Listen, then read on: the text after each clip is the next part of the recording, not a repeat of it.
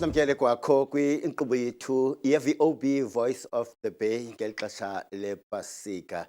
Good evening once again and welcome to your favorite talk show. My name is Percy M. Lamani. We are in the period of Easters.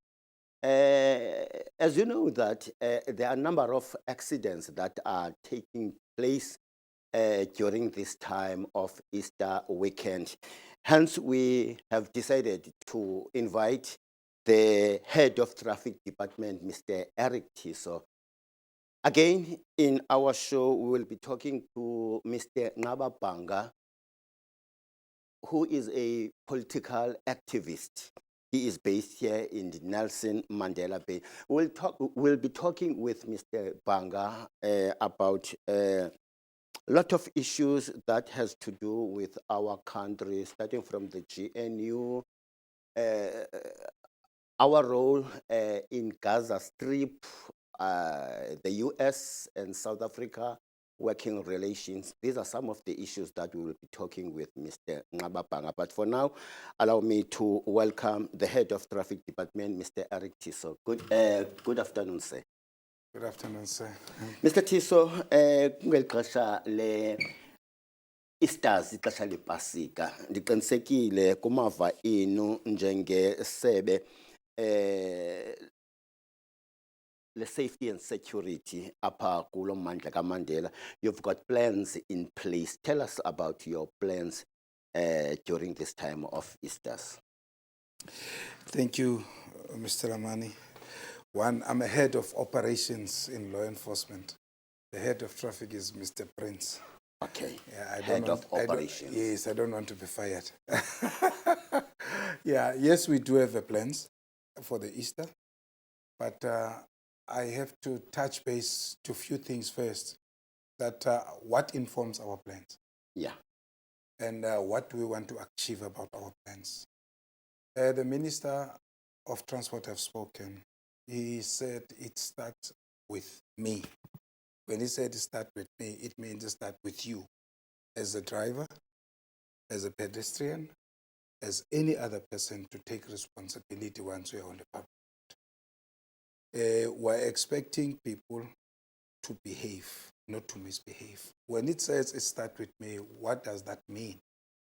When I get into the vehicle, I must know the do's and don'ts. What are the do's and don'ts that you're referring to, Mr. T? So when I'm in the vehicle, I must know. I must put on my seatbelt when I'm operating a vehicle on the public road. I must be able to know that the speed limit in this area is that much. I must not be driving recklessly on the public road, because remember, there is something that we call incidental education, where there is a child that is looking up to me, the way I'm doing things. So anything wrong that I'm doing is going to rub off to somebody else. But if anything right that I'm doing, then it's also going to rub off to somebody else. Typical example, my son is fighting with me when I'm driving and then I'm drinking water. And then he said, Daddy, don't drink and drive. And then he's right, because my both hands must be there. As much as the slogan means, I must not drink alcohol and operate. But what he said, it makes sense to me. And I said, okay, fine. I'm not going to drink and drive. I'm not going to drink water while I'm driving. So those are the things that must rub off to others. And another thing that is forcing us to plan is that fatigue.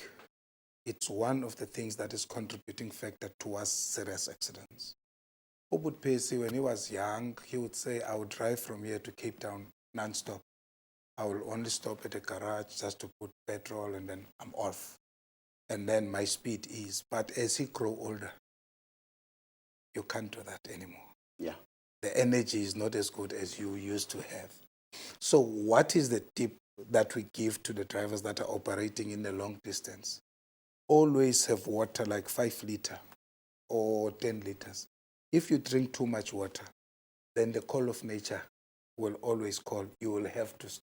You can't, if you're passing, for an example, you must stop. You say, no, I will do it in George. No. You will look for a place and then you go. Every time you do that, then you get a refreshment in those minutes, and then you can go back and then operate. But what we are saying, we say, at least get an hour or two to relax. Plan your trip. Don't drive when you are driving from here to Cape Town and say, I'm leaving here at 2. I used to do that. By 7 o'clock, I'm there. Now, you don't give yourself a grace period where you are going to see an accident on a public road and you have to stop. Or there is a stop and go, which happened during the week, which you were not aware of. Now you are in the panic mode because you put that time for yourself that I have to reach this destination at this time. So those are the things that are causing accidents. Because once you leave, if you can just look at the vehicles, when they leave stop and go, they don't care whether it's a sharp curve, whether it's an uprising. Each one wants just to overtake because you're rushing for the time that you have already put in your brain that I want to be there at that time. But are you going to benefit anything out of that? Nothing. Each stand, you are going to be involved in an accident. And then one accident is costing more than 500,000. And that money, if you break it down, it shows you that there's something wrong with you. Typical example. Yeah. Uput Pesi is a breadwinner. He's involved in a car accident. He's in hospital. While he's in hospital, there's medication that is served to him. While he's lying on that bed, there's no income in the house. Your children cannot be mobile as they were because you are the only one that is having a car at home. Now, it's difficult for them to go to school. It's difficult for them to go for shopping. It's difficult for them to go and play soccer. Difficult for them to go and watch movies because the father is not there. Now, that pain, you are transferring it to your family. And now that family don't have a vehicle. Number two, once the accident is reported to us, remember, members of the public say, there is a big accident. So there we call firefighters because it's a big accident. That's a report we receive. We go there as traffic, not one vehicle. We send about 2 to 3, depending in the area where it is. And then from there are breakdown companies that are also rushing to that. Then once we get into the scene, we have to close. Remember, we all use fuel to get there. I've got manpower to get there. And then we find out, okay, it's here now. Hey, this is so serious. Paramedics, can you get a chopper? Because even if you can take ambulance, it's not going to make it. Now you have to look for a chopper. Those that have chopper, then the chopper have arrived. Now we have to take and up. Now, breakdown is going to claim from insurance. You are also going to claim to insurance. You are also going to claim to road accident fund.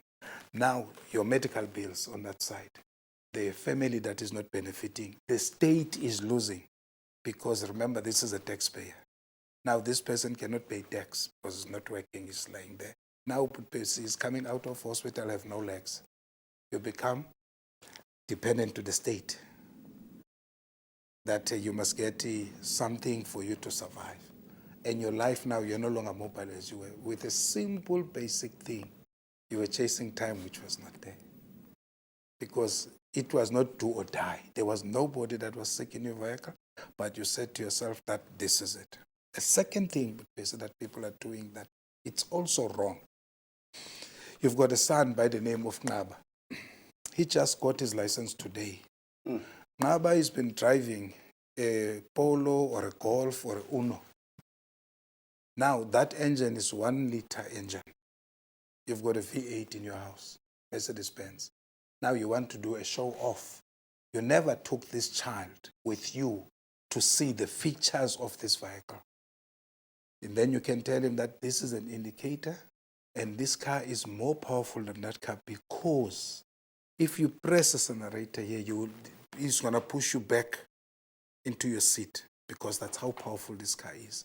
When you take a curve, you can't do push and pull because it's a power steering. The one you were using, it was never a power steering. You see? And here, when you apply brakes, you can't go like once. You are taking all the pressure from the back to the front. The car can overturn. So, though you must take your child through. You know, every time my children went for learner's license, and then once they are driving, for an example, preparing for a driving license, I always say when they come back, I say, teach me what you have been taught. Let's leave it there. We will go for a commercial ad break. Very interesting presentation that you are giving us about how cars perform, how different cars are performing. But for now, we'll go for a commercial ad break and then we'll come back with Mr. Tiso.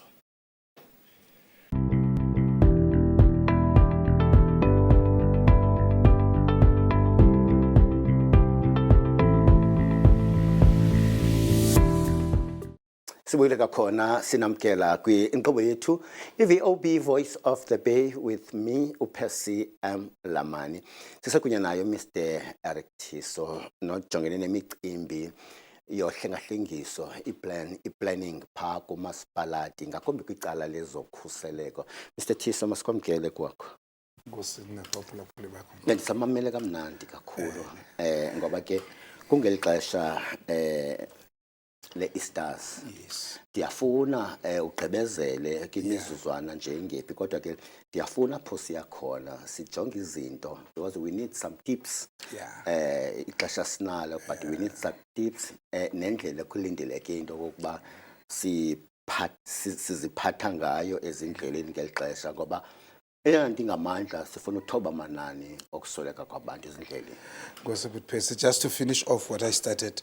Now, Lomdana, when you go through naye kule moto yakho, funeka ibone umohluko wezimoto ne-behavior yakhe funeka ibe njani because any person, even you, Butpesi, ndingabheka phandle a new latest BMW.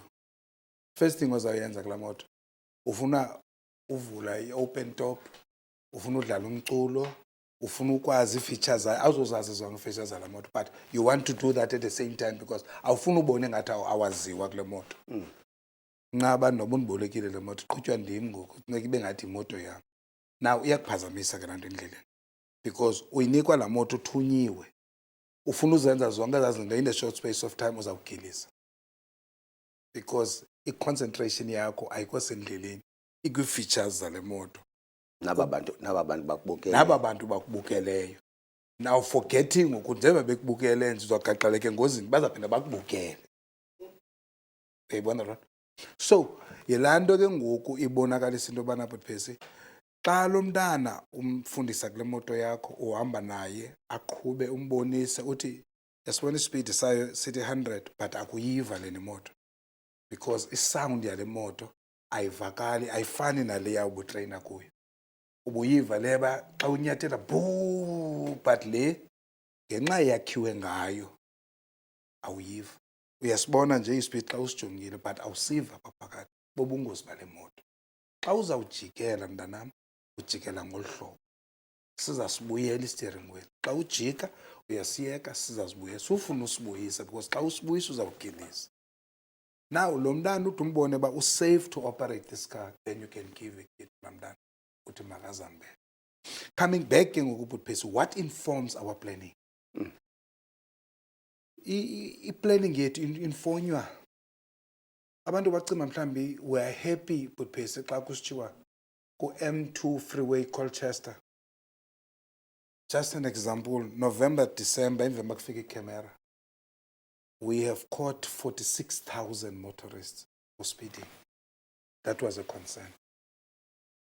Now, what does that mean to me as a law enforcement? It means people are not adhering to the rules of the road. I need more visibility in that area. There must be a traffic officer in Blue Water Bay, in Kocha, up to Colchester, in Colchester. This one going up, this one going down. I can put two there because Butpesi ba ubone i-traffic officer Blue Water Bay ephuma, abone enye eKocha isihla, ufonela uMandla athi hey sivalile zininzi kanti ngabantu ababini.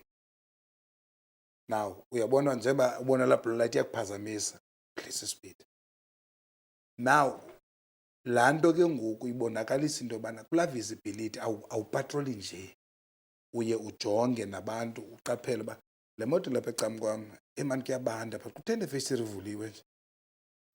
Khona into engekho right apha, ushushu lo mani ummisa. Then ummisa umfumanise ubushushu. Siyabacela abantu bethu ukuba ushushu ikhona into ekuthiwa i-disposable breathalyzer, such an extent ndilibele ngokuyiphatha but next time zakuphathela. Ziyathengiswa ezaa zinto kwezi venkile kuthengwa kuzo. It's about 25 rand la.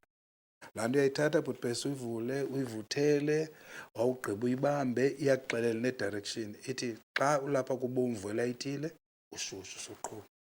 Akho need uba mawuqhube, khangela unqaba. Unqaba kazonceda mani.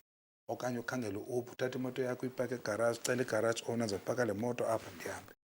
Okwesibini bhutibhesi, it is very, very important imoto yakho ibe namavili afanayo, amatayara afanayo. Imoto enamatayara angafaniyo yingozi yakho, you are killing yourself. Suthenga itayara kuThiso, uyothenga kunqaba, uyothenga kuGeorge, uyothenga kubani, amatayara akho awafani.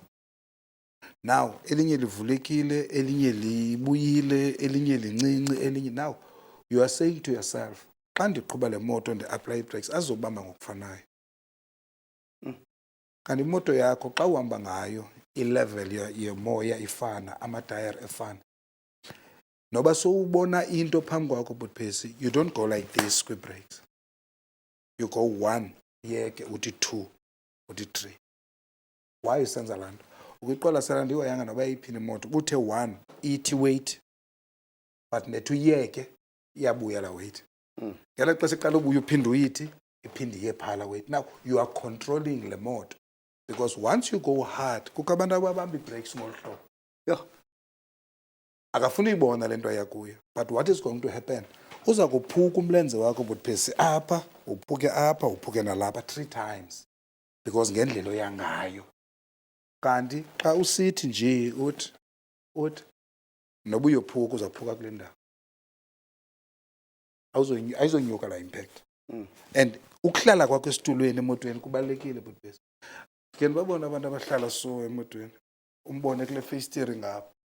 Laa mntu uthi xa ndisiya kwi-brakes ndiza kuphuka mna 1, 2, 3 because umlenze wam straight. Kanti umlenze wakho xa uhleli emotweni funeka ubhende, nawe uzive uba uhleli kakuhle. Then you can control la moto nangeliphi ixesha. Now eyesithathu bhutibhesi, which we are planning also, which people they take it very lightly, but ukuthi is major.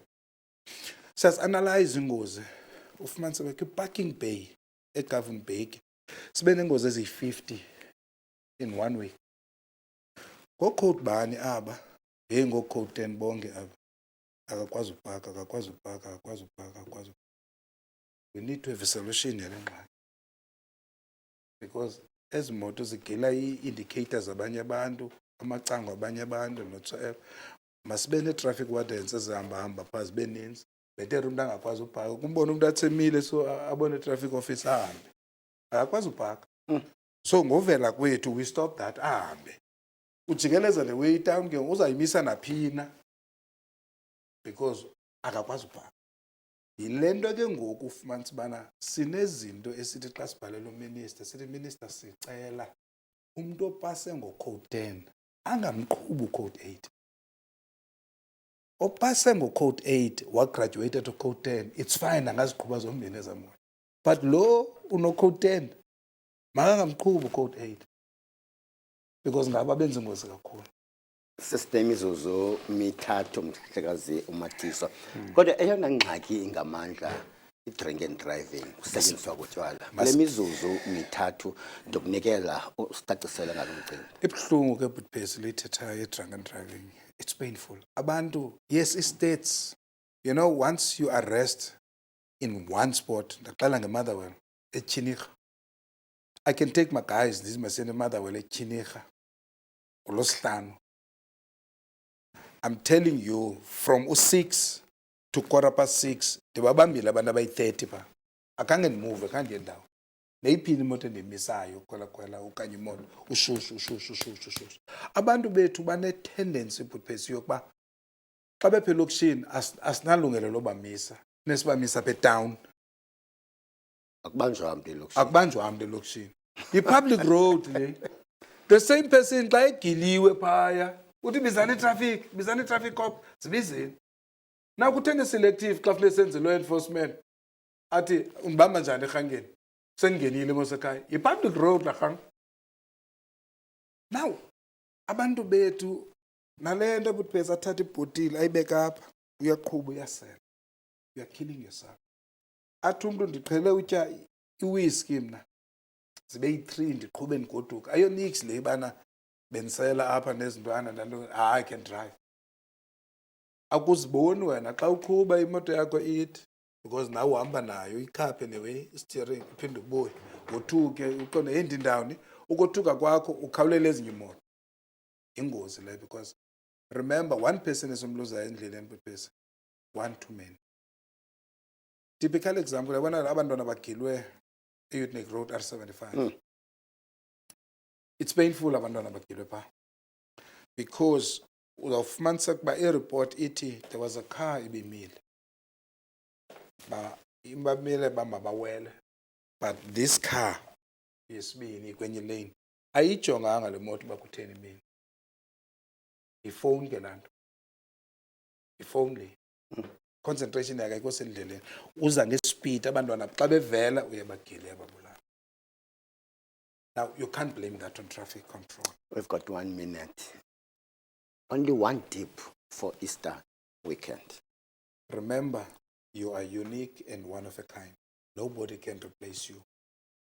Look after yourself. Mr. Eric Tiso, siyabulela kakhulu. Ndiqinisekile nasemveni kwe-Easter holidays uzawuba kunye nathi usinike inkcazelo ngendlela ubaqhubi bebesiphethe ngayo apha kulo mandla uphansi kweliso lakho. Siyabulele Nkosi kakhulu. Bulela mkhulu Nkosi. Masomyake njalo Mhlekazi uThiso osuka pha kwi-Safety and Security kwi-Department of Planning and Safety and Security apha kumasipalate oMbaxa. Emveni kwevenkile Mr. Nqababhanga, political activist.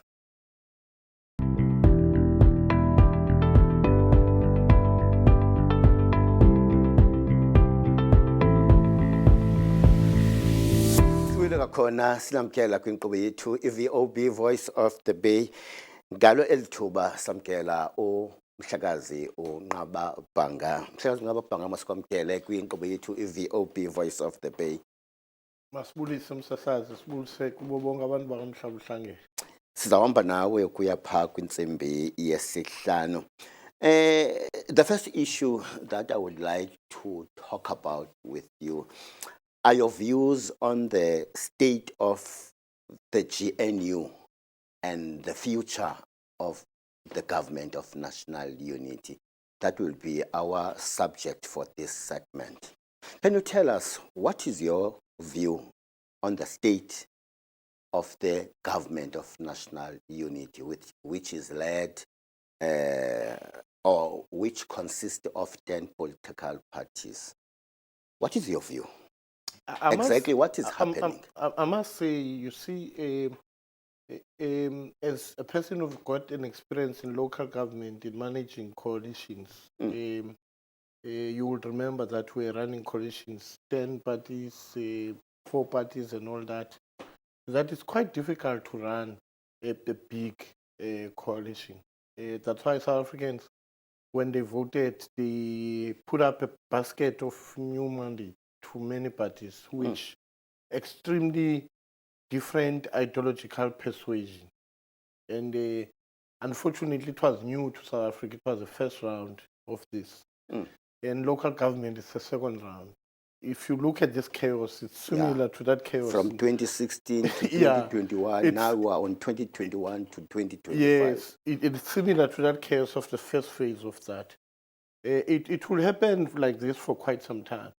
And it's not different. In one of the groups that I wrote of very influential people that I'm part of, including ministers and so on, I said,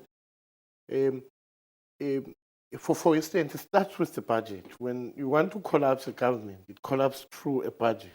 And even in local government, this is how in many municipalities in Johannesburg, in Tshwane, Nelson Mandela, how local municipalities collapsed. It was through this budget, because the budget defines the ideological orientation of organizations.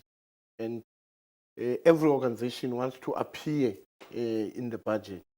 And there's always not a consensus around the budget, because we want your manifesto to appear there and so on and so on. Therefore, this case is not unique. And unfortunately in South Africa is that politically, these parties are not are not as close to each other ideologically, and how the GNU been established. It's parties that do not necessarily talk to each other in terms of ideological orientation. And the new phase of this, to be honest with you, is going to be on the foreign policy. I'm sure at the end we're going to talk on the foreign policy because that's where also I see a possible problem in as far as the GNU is concerned. But when you form a government of national unity, in particular in the context of South Africa, in the first phase of government, I mean, you need to have parties who are going to swallow their pride and understand that the mandate to service people is very. Which are those parties, if you may just tell us? I think more importantly is that the bigger parties like your ANC and your DA and your EFF and all these organizations should understand that when people are elected to serve people, they are given a mandate to serve all South Africa. That whatever we do in running government, we should try our level best to compromise on certain levels in order for us not to compromise issues that relate to issues of transformation.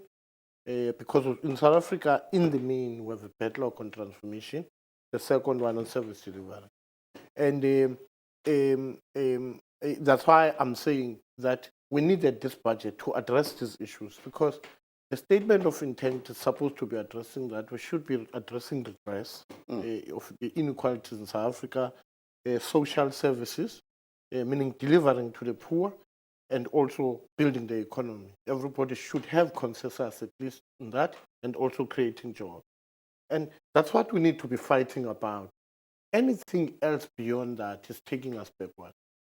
I always say that the problem with South African politics is that in South Africa we're still divided according to race and inequality. The gap between the black and white community, the blacks and white, reflects in this quagmire and this problem that the GNU is facing. The gap between the poor and the rich, it also reflects there, because there are those who are saying we want to serve the poor. There are those who want to maintain the status quo and defend the interest of the rich. And that's a problem of South African politics. Until we understand that, we have to close the gap between the black and white community, and also the rich and the poor. Or if we don't do that, we're going to have fights like this, because our parties endless fighting. Endless fighting, yeah. Yeah. Because our parties differ according to that ideologically. The others are serving a black community, the others are serving a white community. Like the ANC is more of a bias towards the blacks and Africans in particular. The DA is more biased towards whites and minorities in particular. Therefore, that is a contradiction on its own. On its own, because the DA serves this interest of a white minority and a few. The ANC wants to serve blacks. Okay, Mr. Banga, under this concern of the Democratic Alliance, that the ANC doesn't want other parties to have an equal power share. Do you think if these parties are having that cry, do you think this GNU will go forward easily? It's really unfair. As I was driving here, I was thinking that you were going to ask me that same question. I mean, we were running, most I was in the DA, I was mayor and all that. There was Trolip who was a mayor and all that. We had Mobani who had one vote. He wanted an equal share. Therefore, you can't have a bigger party having an equal share with a smaller party. You can't have a president having an equal share with somebody who's a minister who's not a president, because the president must lead. Therefore, a president must be given space to be a president. When you agree to elect a president, you are not electing a president for the ANC, you're electing a president for South Africa. Therefore, South Africans, when they look at President Ramaphosa, they don't look at him as the president of the ANC. They look at him as the president of South Africa. If he's unable to take decisions, they are not looking at him as the president of the ANC, they're looking at him as the president of the republic who's incapable to take a decision. Therefore, if you agree to get into a government, you must understand that the Constitution provides certain responsibilities and powers to certain individuals. Therefore, the president is allocated responsibility to lead. Therefore, those who get to the Executive executive powers must then support the president. I'll give you an example that you know. We had a mayor where Mr. Bubani wanted to sit in the same pedestal with Mr. Etroli. You could see what happened there because they were not an equal level. The other is an executive mayor, the other is a deputy. Therefore, they are not an equal level. And I hope that they will have to understand that they are not equal to the African National Congress. The ANC is the majority. South Africans expect for the ANC to lead. And it's the ANC that have formed government. That's the ANC that have invited parties to government. The DA did not invite the PA. The DA did not invite the IFP.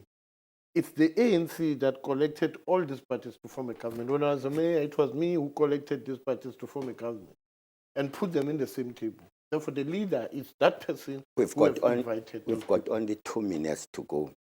But the parties, in terms of numbers, that follow behind the African National Congress, they are all saying they are expected to get equal share in terms of power because South Africans didn't give an upright majority for the leading political party to govern alone. Look, it's an unfair claim because the ANC is at 40%, other parties 29%, going down, meaning South Africans in the mean, they've said they still have trust in the ANC and give it 40%. Now, the ANC, for it to govern, needs 50 plus 1. But the ANC invited everybody. The ANC could have went to MK, the ANC, and said, look, we are brothers. We come from let's form a government. It continue as normal.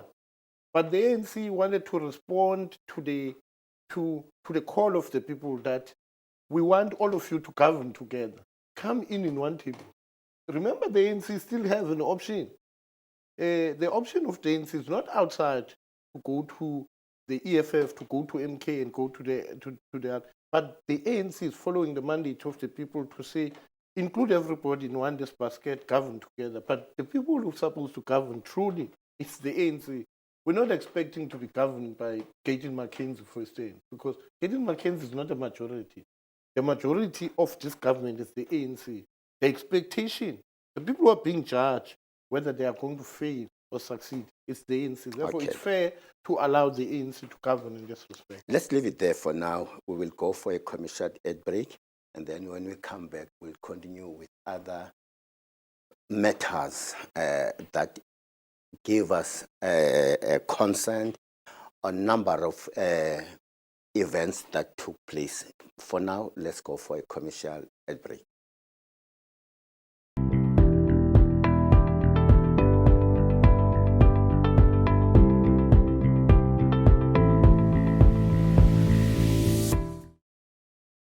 Sibuyele kakhona sinamkela kwi-inkqubo yethu i-VOB Voice of the Bay. Sisekunye naye umhlakazi uNqaba Bhanga, who is a political activist. Mr. Bhanga, masikwamkele kwakhona. Masibulise msasazo kwakhona, sibulise kubaphulaphuli bamhlabuhlangene. In this segment, we are going to focus mainly on Gaza war. This war has been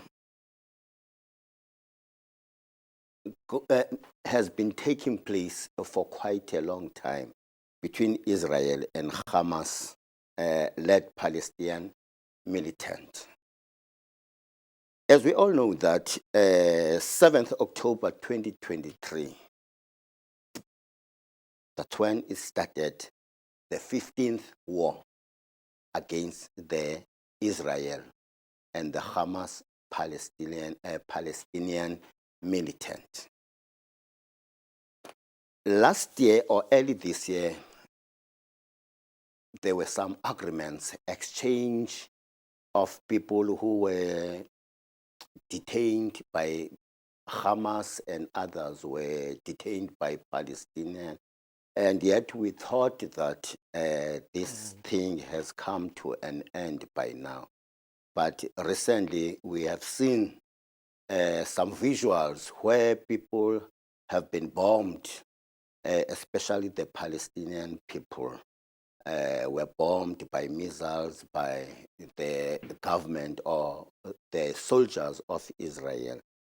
Exactly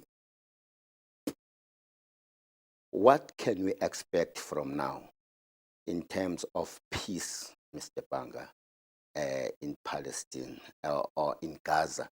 Because we have seen the people like yourself and others, especially you in the Bay, you have been carrying your Palestinian flag, trying to call, to make a call that there must be peace at the end of the day between Israel and Palestine. Your take? Percy, this is a long-standing war between Israel and Palestine. The people in Israel, they've occupied the land of the people of Palestine. Simple as that. For quite a very long time, as far as even before 1948 and so on and so on. And there were boundaries made by the United Nations to demarcate the land there, in Palestine. Now, didn't start in the 7th of October. The people in Gaza, in the West Bank, in the occupied territories, they've always been attacked under siege by Israel, being killed, children. Many people have been arrested for quite a number of years. State, even more than others, 35 years, even more than Nelson Mandela years in prison. Therefore, this has been an unjust war from the side of the Palestinians, where their land have been occupied viciously by people who hate them in the main, killing children, killing women, no mercy. To an extent, if you go to Palestine, it's like if you know what happened to the Jews under Hitler, the camps, or under the Nazis. They call that the whole Gaza Strip is like in a camp. They put them surrounded by wall. They can't get to Israel. They have to get through one gate. You know what this reminds me of? Why it touched me the most. You will remember yourself that the South African Defence Force in South Africa had barbed wire throughout the New Brighton area. Barricaded the whole area. We had to enter Matomela to get to New Brighton first then. Remember, the South African Defence Force was trained by the Israelites, by the way. The same thing that the people of Gaza are confronted with. It's what we experienced, by the way, as South Africans, where people came and occupied our own land here and treated us exactly the same way they treated them, And I wanted to get to this level first and explain it to you because you will understand it better. That what they do to the children in Palestine, it's exactly what they did to us in the 80s. They would want us to play with art soccer and they will kick us there. At the end of the day, when we turn that side, they shoot us. That's what they do to them. Therefore, the struggle of the people of Palestine is a twin sister of the struggle of the people of South Africa. But this one is a genocide open to the world. Ours was hidden. They called it apartheid in South Africa, but that's apartheid Israel, what is happening there. That's why I relate to this, because that's what is happening. What we've seen on the 7th of October is not acceptable in terms of our South African view, that you take children, you kill them, regardless of whether they are Palestinians or what. When we fought for the struggle for liberation here in South Africa, there were radical parties like APLA and all that, who went to target in the main human beings. And as the African National Congress, the ANC then distanced itself from targeting human beings. Remember, the ANC will target post office, Sasol, will target buildings in the main, not humans, because the ANC struggle was a struggle for all South Africans, black and white, you know, and even in Palestine. My view is that whether it's Israelites who were attacked there and so on, it's wrong. Those are children. Those are women. Brutality. We are against that. But the brutality confronted by the people of Israel does not equate to that, of Palestine, does not equate to that. Have you seen the children being bombarded live like bombs? The world is watching. People attacked hospitals. Israel destroying or undermining international law, and how wars are engaged with. And everybody is folding their arms and watching a match that they were supposed to be playing, supported by the Americans, supported by the West and so on, in justifying that hostages must be released. But yes, hostages should be released, but there are many Palestinians who have suffered, and the plight of the people of Palestine is not. That's why South Africa's decision to go to the ICJ was the right decision. Because for the first time, everybody was so scared of the West, was so scared of Israel. But because we made a commitment through our struggle for liberation, O.R. Tambo, Nelson Mandela, that South Africa will never be free until the people of Palestine are free. And we've done right, and we're the only country who was bold enough to fight them in this regard. Now, what is happening there is that there's been a ceasefire agreement that people are going to be released in phases. Now, when Netanyahu went to Trump and met Trump and realized that Trump had a new plan to occupy Gaza and create a resort there, Netanyahu started to tamper with that plan and wanted to occupy some portion in the Gaza Strip again. You know? And you saw the settlers in the West Bank starting also to occupy more parcels of land. Therefore, Israel was trying to provoke and try to undermine this, because the politics in Israel are not as good. The GNU we have here, they have a GNU there, in particular of the extreme right people who hate and who do not want peace in Palestine, who want an occupation of the Gaza Strip. Therefore, the politics now that are playing is that the radicals are trying to destabilize the ceasefire process. Just when I was coming here, I've also heard that there's a proposal now that for 45 days, if this boy Alexander something is released from Israel, then they're going to allow for 45 days at least for a ceasefire. Unfortunately, they're still tracing him to locate him, because if you are bombarding these people and disorganizing their communication, how are you going to link amongst each other to get these hostages? Therefore, they're looking for that. But we need peace in the Middle East, meaning we need a two-state. Do you think there will be a peace under Trump administration? The world needs to make sure that we come in to demand for peace. Under his influence, do you think Netanyahu will listen to the world? What is good about what is happening in the world now? America's imperialistic power is being broken because it's hurting his own friends. Now, he's losing more friends because of his attitudes in terms of what we're going to talk about later, about the economy. But as South Africa, we should continue to lead the mobilization of influential people in the world, that as long as there's no Palestinian state coexisting with an Israel state, there will never be peace in that area. There will never. Let's leave it there for now and go for a commercial break for the last time.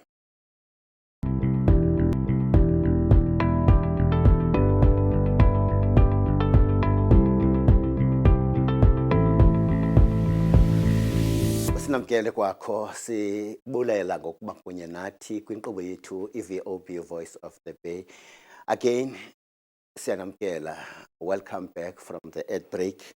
I am still with Mr. Nqaba, who is a political activist, and myself, my name is Percy M.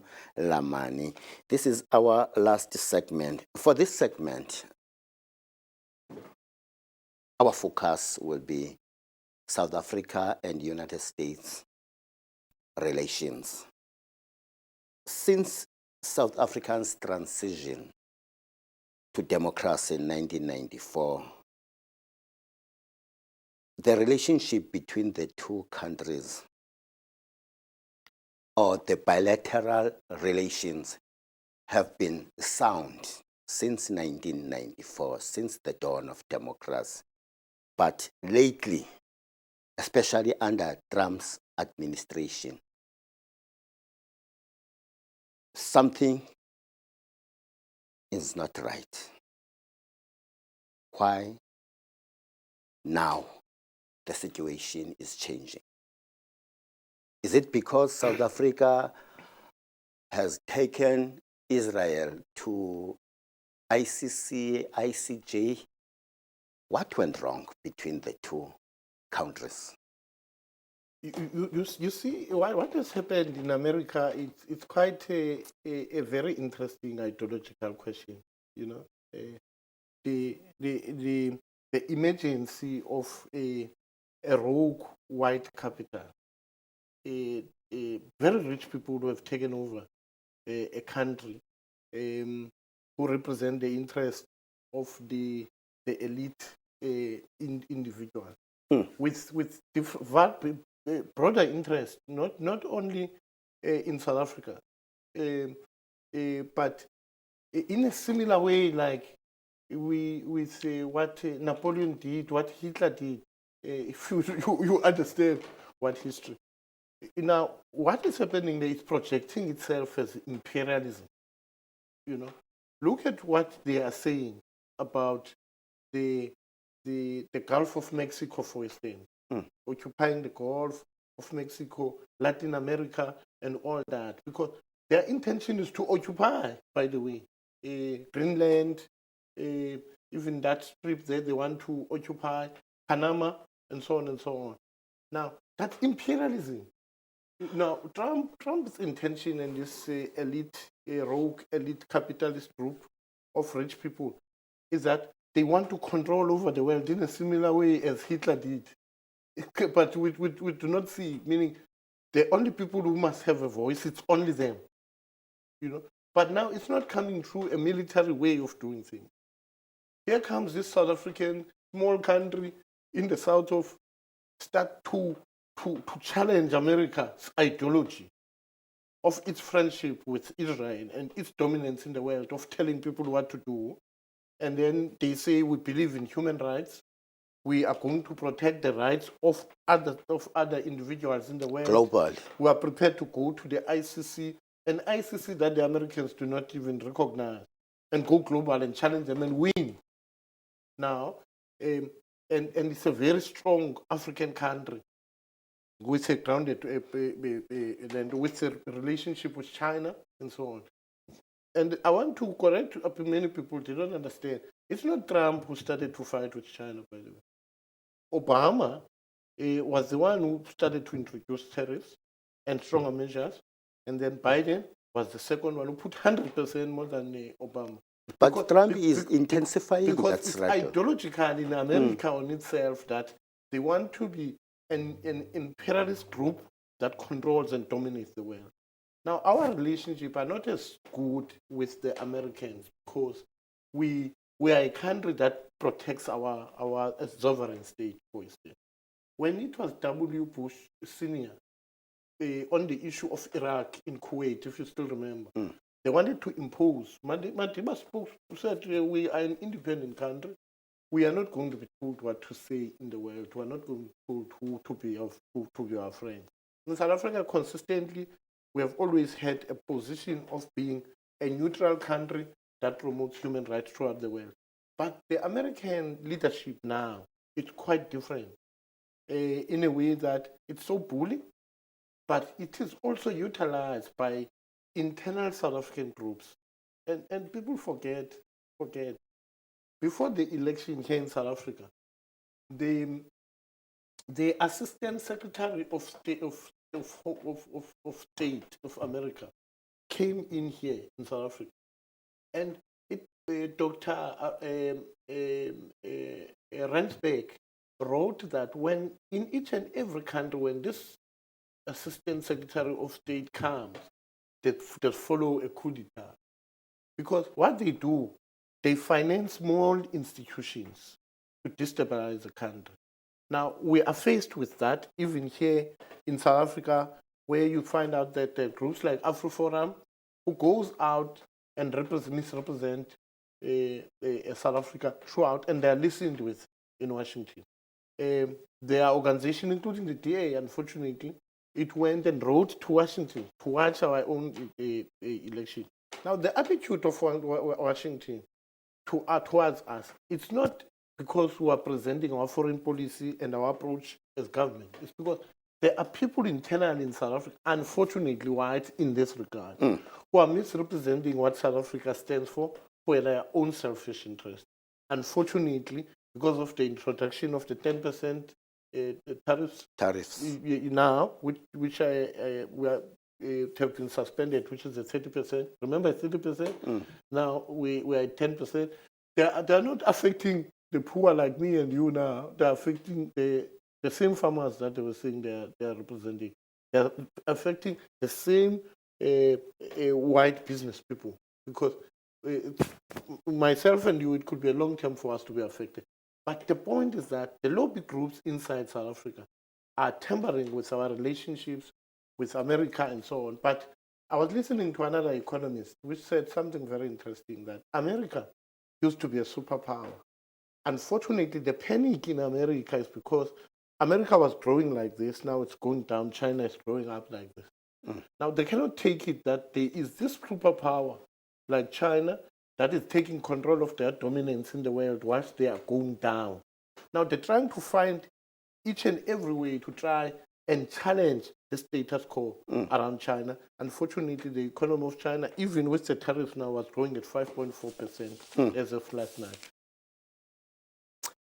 Just before we wrap it up, your take on the appointment of Mr. Jonas as a special envoy to United States of America, because there are a number of mixed reactions around that.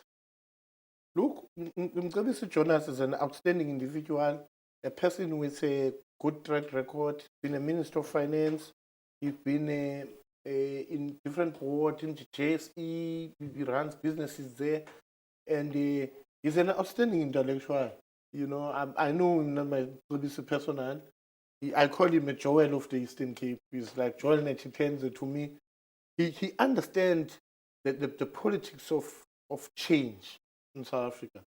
He has been both an agent of change, a person that forces change, and a manager of change. An agent of change is a revolutionary, that person who wants to see changes. But a manager of change is a person who, after being a revolutionary, changes to manage the process to change. Therefore, he's a trained individual in that regard. He's been in government, he's been in the streets, and also he's been in government. And he understands the psychology of the South African struggle and the challenges of the world, and also understand the international balance of forces, what needs to be done, what is important. What do we mean when we talk about a developmental state and international solidarity, and also what Trump are talking about, what a free market economy is supposed to be looking at. He understands those politics because at least he has a bit of understanding of the economics. Therefore, it's a right choice. Mr. Jonas is dynamic. He's not rude. He's not arrogant. He's a diplomat, and I think he's going to be. Lastly, and remember, we are making a mistake. We also think that Mr. Jonas is going to be an ambassador. He's not going to be an ambassador. He's an envoy. An envoy is somebody who's delegated by the president. He's a messenger.